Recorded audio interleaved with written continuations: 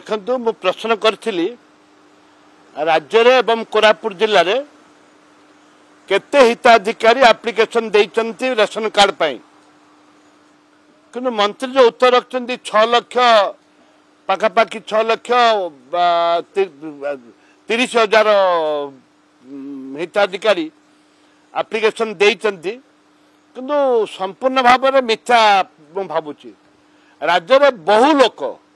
युवक युवती अच्छा जो मैंने बाहर जो मैंने